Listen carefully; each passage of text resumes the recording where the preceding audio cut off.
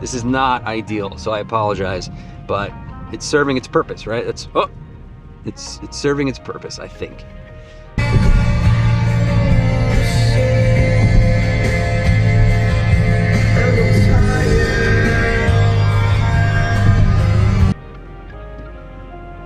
All right, well, I don't know what just happened. I just got like a notification that it was in slow-mo, but I don't remember putting it in slow-mo, but I have no idea. I'm driving, so I have no idea if that 5 minutes of me just ranting was in slow-mo or not.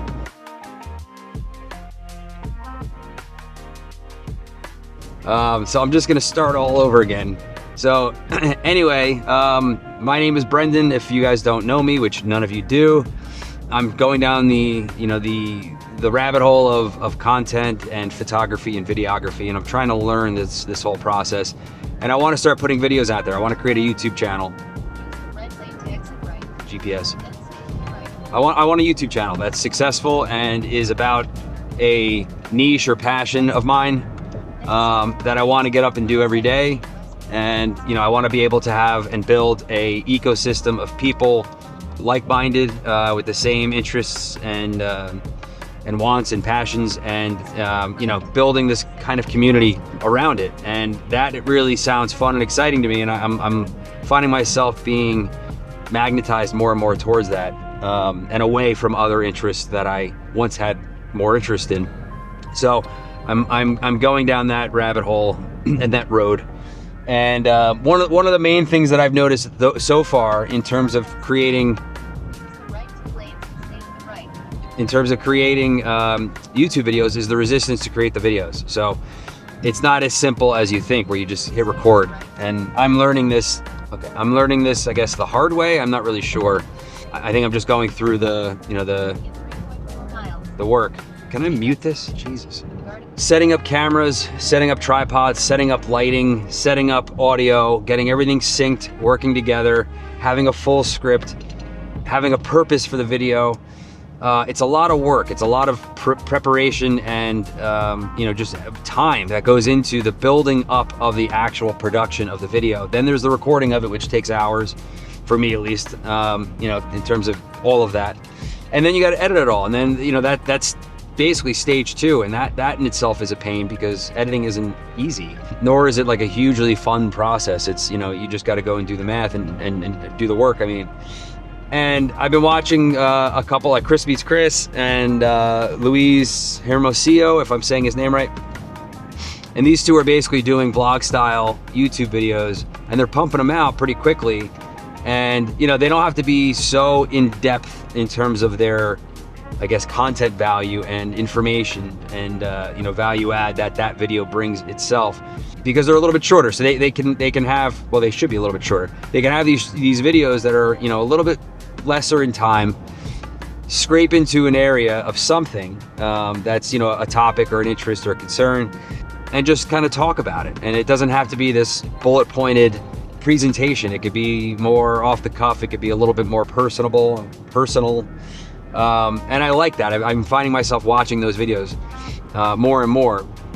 And on top of that, I'm seeing the resistance to creating those videos is a fraction, because you could have cameras like this, like the Action 5, set up and be doing this. And right now I have this in, I believe, in auto. I literally took this out of the box yesterday.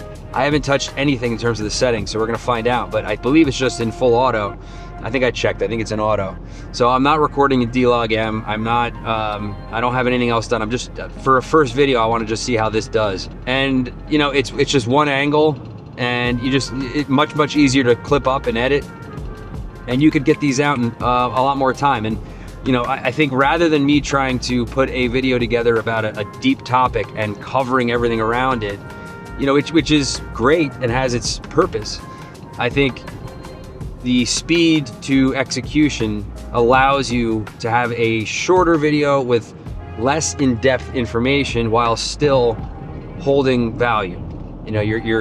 Your X meets Y is at a different point. You're not looking for somebody to be sitting down with a notepad and listening and taking notes on what it is that you're talking about and seeing your bullet points, downloading PDFs, all of that. It's more of a, oh, hey, are you on the treadmill? Are you commuting to work, etc. But yeah, I think this will be a great experiment where I want to try to do a couple, let's just call it a couple weeks of vlog style videos, scraping kind of into the topics that I want to talk about, or the gear that I have, or I'm interested in, etc. And I think that's kind of like dipping your toe into the water a little bit and seeing if there's any interest or any response, rather than going into the full in-depth video of whatever it is you're talking about and then crickets. So, I'd almost rather have proof of concept by talking about it, and then if there's any sort of interest or movement towards it, then okay, now it's justified to go into a deeper video, which could be a lot of fun in itself, because at that point now you're meriting it, you're having purpose to do it. I gotta get off here. And I also found out, because I was in New York City last week, just doing, I had to pick up this camera from B&H, but I was also trying to do a little bit of, am I going the right way here? A little bit of like street photography. And while I was there, I had to wait for the ferry. I missed my one ferry, so I had 30 minutes to kill. So I tried to do something like this, and I quickly realized how hard it is to actually vlog in public. And you're very, very self-conscious of it. You're holding out cameras at yourself and talking. And excuse me, I'm going on a jug handle here. I gotta hold you down. This isn't fastened. I don't have a stand. I don't have anything. I just have the camera. So I think I have like the helmet mount, like the adhesive curved helmet plate that comes with the camera.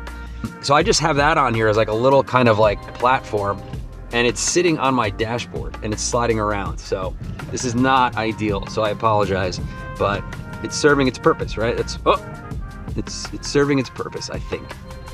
So yeah, anyway, I have the Osmo Pocket 3, and I love that camera. I think it's fantastic for its size in terms of what it produces. It's unbelievable. But I do find the same thing, almost like a resistance to want to use it or to want to record.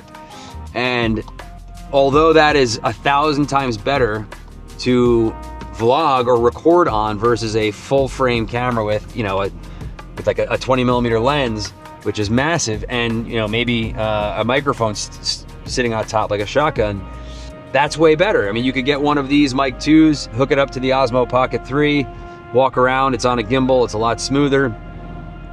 And you have D-Log M, so you could actually get some really good color and dynamic range out of that camera. And it's more inconspicuous, you can walk around. I like it, for sure. But I am noticing that the actual focal range, or the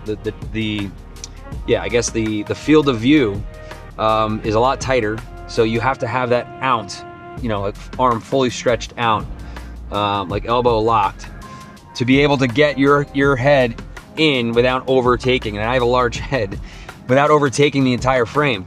And then on top of that, if at any point you need to do some form of post stabilization, that's gonna crop in even more. So you need to have as much excess window, like frameage, as you can, and make yourself almost a bit smaller on purpose into the actual frame, knowing it's gonna get cropped in for stabilization. So I do find that holding that out like this and walking is a bit, it kind of defeats the purpose of being inconspicuous, because you're clearly, vlogging or doing something. And as people are walking by, with their dogs, it's just quiet, and it's awkward. It's very awkward. And I understand that's something that you got to get over, but I find it hard. And even in New York City, where you can kind of get away with stuff like that because everybody's doing their own thing, you still feel awkward. It's a self-conscious thing. Now, this is a lot smaller, so physically it fits in my pocket better. It's not as awkward of an object. The Osmo Pocket 3 is tall and skinny, and the gimbal is delicate, to say the least, moves around. You need to get the case, or a case for it. You need to have some filters. You need to have a microphone. So, it adds up. I have a pouch that's like this big, and am I going the right way? Yeah, I think so. And carrying that around obviously is not the end of the world, but it's still large, and I don't want to be holding that. So now I have a backpack. So this is much smaller. I could put this into my pocket and also put this into my pocket, and you have a full vlogging setup. Now, I don't know about filters as of yet. Again, I'm in auto. We're on a pretty bright day. It is overcast, but it is pretty bright. As you can see, I got my sunglasses on. From the inside of the car, I don't know what kind of a, gamma range or, brightness range you're gonna get out of this. So we're gonna find out, which will be fun. But I'm curious how this is actually recording me in terms of the exposure of me versus the outside and all these kind of changing tones. But yeah, this by far, in my opinion, seems like a better option. It's way smaller. The stabilization, in my opinion, is better, even with the gimbal, but you can post stabilize or put it into the, what is it, Rocksteady? And it's smooth as butter. And basically the field of view is a lot larger, and I don't even have like a wide angle lens. I mean, I could get one, they're small. I don't know if I need it yet, so we're gonna find out.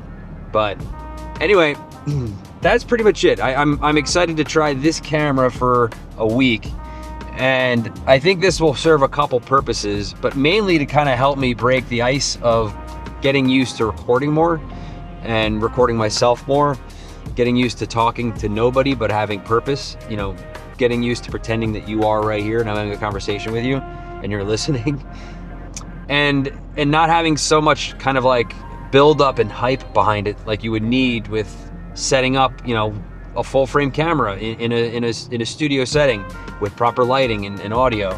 I think I'll build into that. I think ultimately that's where I want to go, because quality is of highest importance for me. It's the whole point of the whole thing for me. But I do see that there's a purpose here.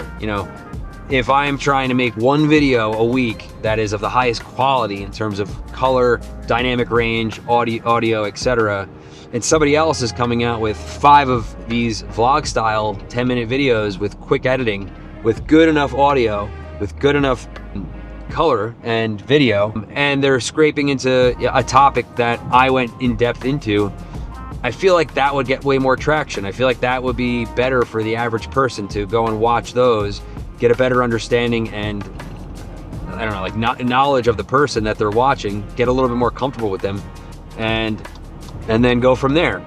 But I think that's a good experiment to try, so I'm gonna try that. Ooh, I think ultimately my goal is I'll do, let's just say a week or 2 of vlogging on this, then I'll immediately switch back as I'm probably gonna be more comfortable.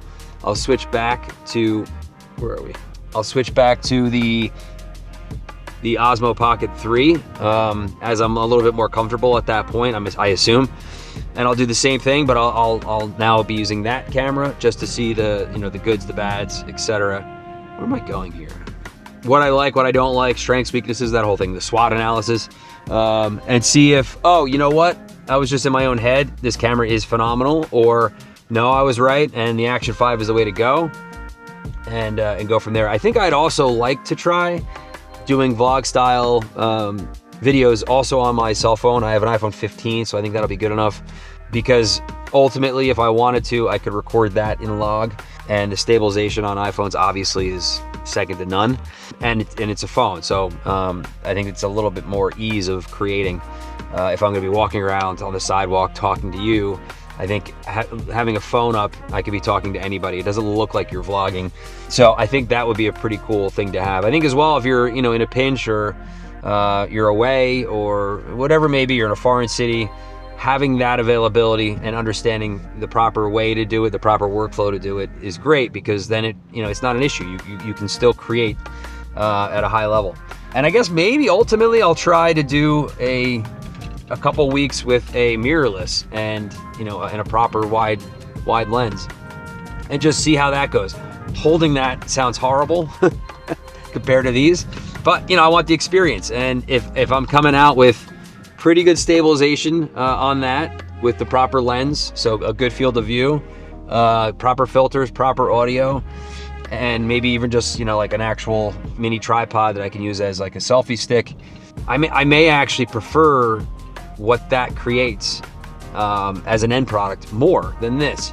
And at that point, the quality might trump the quality of this, and I would rather hold that to get out of it the quality video that it creates, versus hold this and deal, or I guess accept what this creates. I don't know, we're gonna find out. I don't think that's the case, but I want to know. All right, that's it. If anyone has any questions, please hit me up. Like I said, this is a brand new YouTube channel. As you can see, I don't even think I have any subscribers. So I might be just talking to nobody, but I'm having fun either way. So, all right, that is it. I will talk to you guys soon. All right, bye-bye.